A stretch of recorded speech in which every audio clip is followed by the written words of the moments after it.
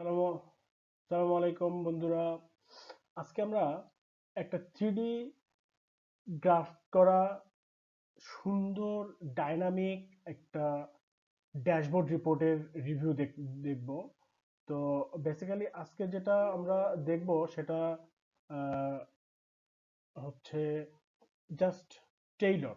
এর পিছনে কি কি ম্যাক্রো ইউজ করা হয়েছে, কোথায় কোথায় ম্যাক্রো ইউজ করা হয়েছে, কোথায় কোথায় কোন স্লাইসার কিভাবে কাজ করতেছে, 3D গ্রাফগুলো কিভাবে করা হয়েছে, এই রিপোর্টগুলো অটোমেটেড কিভাবে জেনারেট হচ্ছে, এসব বিষয় নিয়ে আমরা কথা বলবো, আপনাদেরকে একটা একটা করে দেখাবো। আম, আজকে শুধুমাত্র আমরা এটা টেইলরটা দেখতেছি।